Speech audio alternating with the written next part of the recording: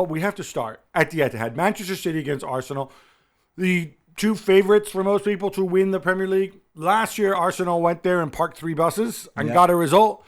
This time, it still ends in a draw, but with a lot more drama. Yeah, and I don't know how that second half looked on television because I was privileged to be there in the stadium. Maybe on TV it looked a bit boring because of the attack v defense, the siege of the Arsenal goal, and the fact that at some point they had 7% possession in that second half.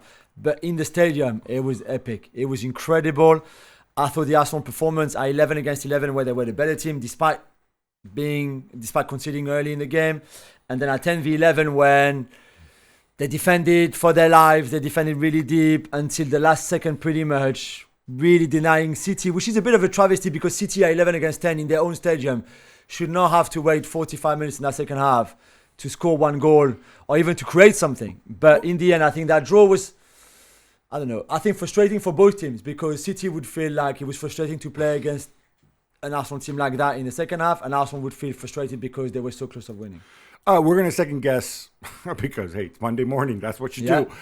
With the benefit of hindsight, what the two coaches did, because I thought there were some interesting points. Obviously, Pep having to redraw his game plan as well with Rodri coming off early in the game.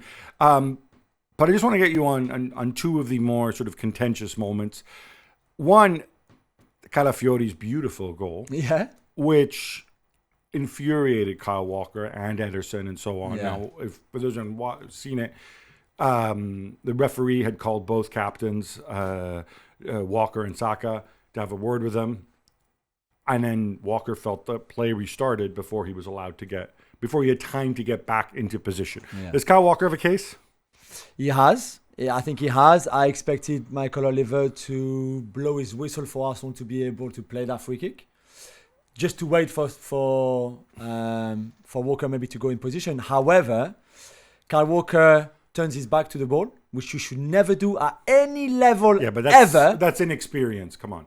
And he's just jogging instead of even sprinting. If he wants to turn his back to the ball, he can if he wants to, but at least sprint back into your position instead of just jogging and telling his teammates, I guess what the referee just said. So I think they have a bit of a case.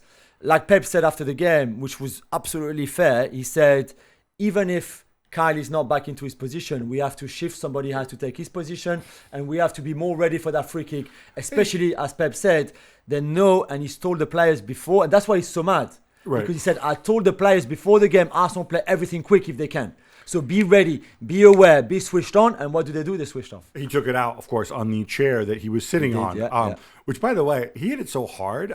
First of all, I thought if the referee sees it, he's booking him, which I guess the referee didn't see him. But there's no VAR for that kind of thing. But the other incident, which of course changed the match, turned into the siege we saw, was Trossard's second yellow, which led to his red card.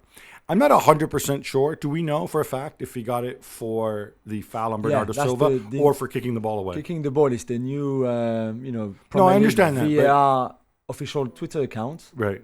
So they explain everything. They explained that it was for kicking the ball away. Yeah. Wasting time. This is where I've got a problem with the wasting time. Bernardo Silva is on the floor. So the referee is very likely to call up the doctor to come. So wasting time for what? City would have never taken that free kick straight away, because Bernardo Silva was on the floor after the clash with Trossard.